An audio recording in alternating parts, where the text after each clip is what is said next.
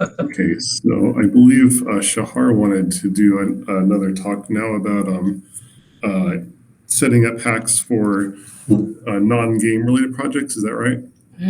Actually, it's not exactly about that. It's actually about using hacks in real world Oh, application okay. and how Wait, I want to aid that. So let me just share my screen. Alone. And okay, wait a second.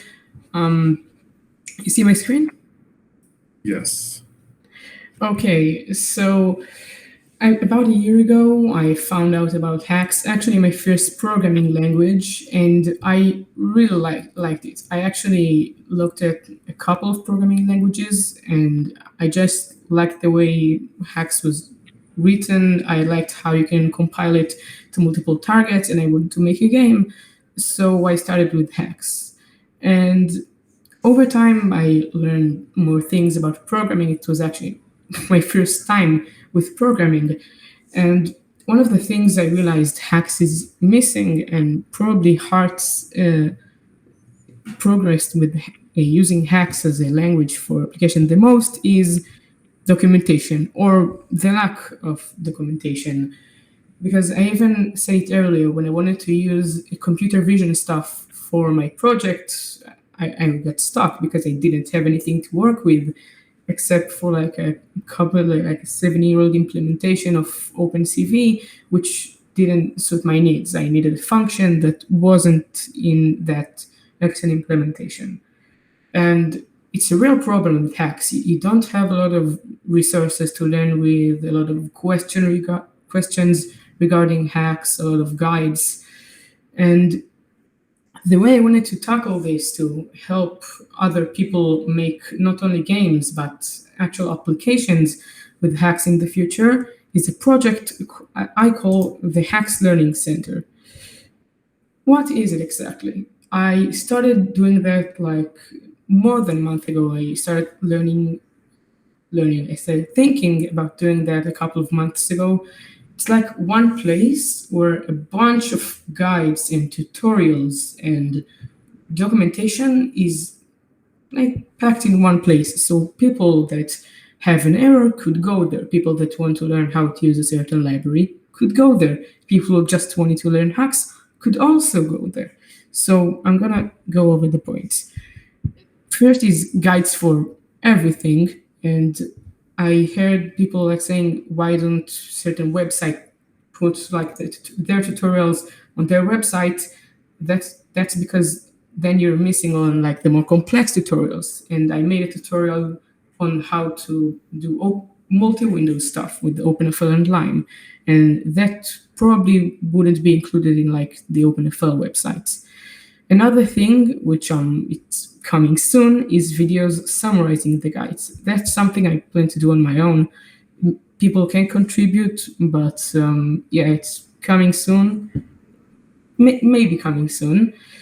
A thing that's probably more me is adding documentation for existing libraries. HaxeHybrid is an example of a library I added documentation to for the style class, and I'm planning to add more documentation to make the library a bit easier to get into. Another thing is collecting tutorials from around the web, and of course, giving credit to the people creating the tutorials. So if there's a website with tutorials, but it's like very outdated, I would ask the person if I could maybe take the tutorials, polish them a little bit, and publish it under his name in the Hex Learning Center. And another thing that there was a question on Amr about not publishing it to HaxLib is a page of a lot of projects that might be helpful to use, and there aren't on a HaxLib. One of them might be Amr. So if you want to support this project, because it's something I don't think I can make on my own, it's a really large project. It would take a lot of time. So one of the parts of the website is about errors because knowing rare errors is one of the most frustrating things I encounter when I'm programming because I'm asking in the Discord, nobody knows what the hell is this error, and I never encountered it. So what I want to do is document it, document that error, what I did to solve that error, quick fixes, maybe hard fixes to solve that in the future. So yeah, if you encounter an error and you solved it, then send me a message or Discord or make a guide about it and PR it on the website. Send me guides and tutorials about your library. If you have a library and you want people to use it and actually understand it, it's a good practice to have resources on the internet teaching about using that library. So if you have a library and you want some documentation somewhere, this is a good place. It will be all under like a subdirectory.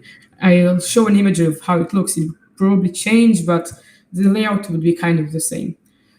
Another way you can help is make the tutorials by yourself, just like I made tutorials about OpenFL online and like made a definition list. You might have seen that I saw there wasn't any place where OpenFL defines are documented. So I took a couple of hours and just collected everything and documented everything and what it's doing. You can also do it yourself if you'd like, or have time, or you want to make a tutorial on how to do certain things with certain libraries. Do that. That's great help. And another thing, don't worry if you publish something, it would be under your name. So if you made a guide, I wouldn't take credit for it because it's not my work. And yeah, that's pretty much it. I actually want to show a quick image of the website. So wait a second. I would probably buy a domain for it. Right now it's on my website, but for now it kind of looks like that. I'll resize that a little bit so you can see better. Is that clear the way it looks on the screen? I think so. Okay, so some of the things aren't populated, but you can see you have line tutorials like migrating to Line 8. You have some OpenFL tutorials like multi-window applications, which is something I created. And like you have an extensive documentation with code, guide with code on how to make that. You also have something about errors. This one is an error where just I didn't know what am I supposed to do. It was such a weird error. It was a compiler error. And yeah, I documented how to solve it and quick fixes. So that's how it looks. You have side directories. You would have maybe, if you get a tutorial about KHA, you'd have KHA tutorial side directory. And that would contain guides and tutorials about KHA. And yeah, that's about it. Okay, cool. Does anyone have any questions? I think one question I had is, did you use any hacks in making that website?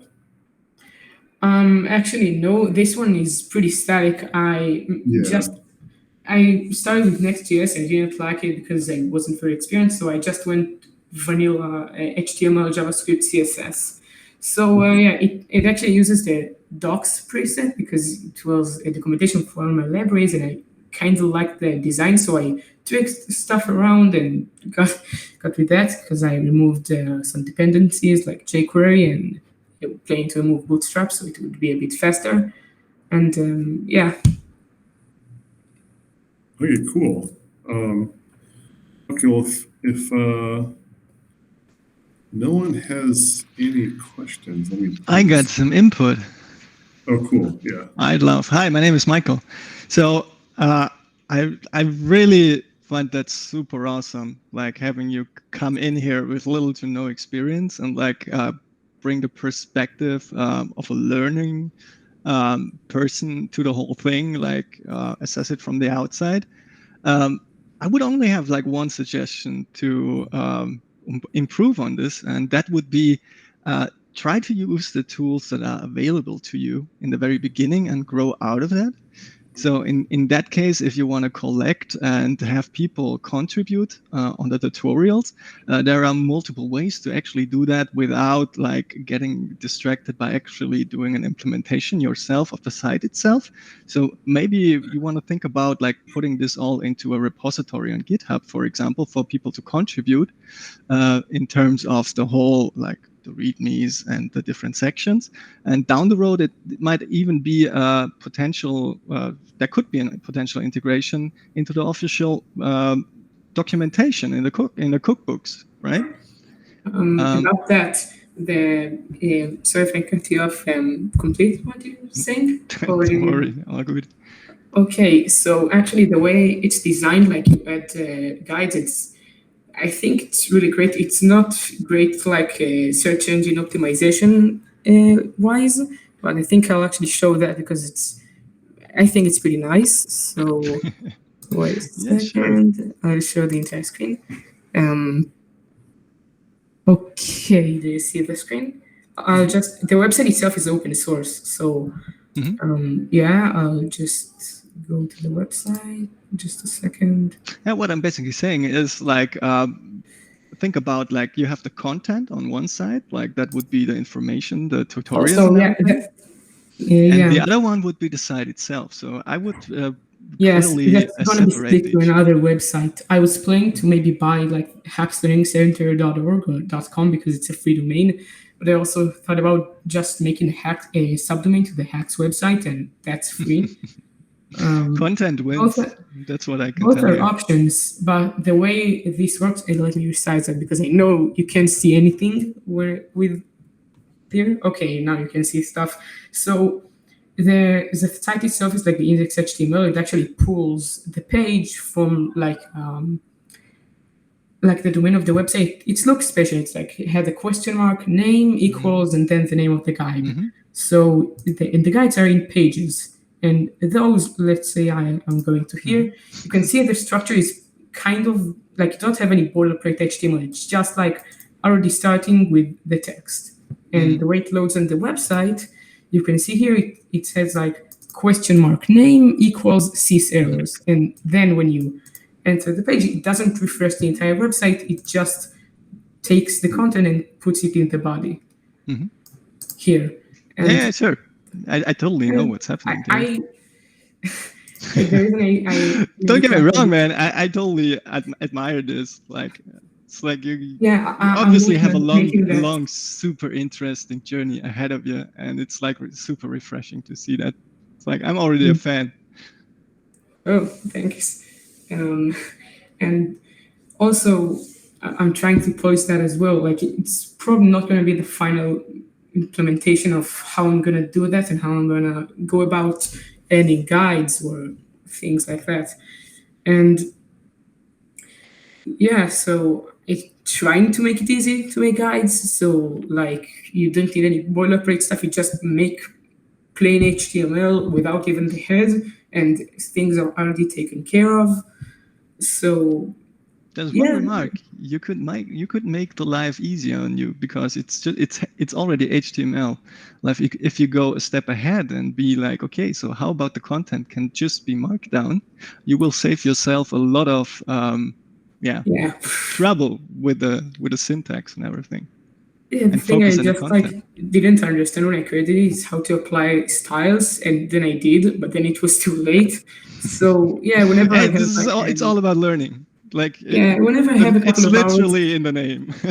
And like I want to do that, I'll do that. Luckily, I have enough time for that. I have like a holiday for the next month, and yeah, that's why I actually went about doing that, because I myself have time for this. I'm still in school. I have also time in school to do that. I just have the time, and not everyone has the time to just make a bunch of guides and tutorials. So why shouldn't I make it? Because I have the time and I know it would help people. Yes, of course. I mean, there's never enough time for documentation. This is what I can tell you. Like there's already an interesting discussion going on in the hybrid chat on the side here. So yeah, I mean, you're on the right track there. Like, try, experiment, learn, and grow from that. It's like there's no perfect solution, like one fits it all or anything. It's like you're on a good track. I like your attitude. Thanks. So everybody listening, like, yeah, you need documentation for your lib. Shahar's your man. Yeah. Also about the question white space bubble. Actually, I just wanted a website for putting stuff in. I was in a call with my friends deciding on a domain, and my friend offered that, and I kind of like that, so I bought it, and that's where my website is at. So yeah, it is going through a redesign or multiple redesigns actually, and yeah, it's a process of learning. Totally. So yeah, but also me myself, like I'm not enough for everything. Like I don't know many things about KHA, so people expecting KHA tutorials, like there might not be any if I'm the only one making them because I need to learn how to use it and how to implement stuff and like all of the ecosystem of KHA. So like it's good that I'm doing it, but I can't be the only one because then only things I know would be documented and would have guides about. So if you can make a guide and you have the time and you want, please make it. It would really help. Cool. Okay. Yeah, I think I'm done. Oh, huh? No, I just said I think I'm done.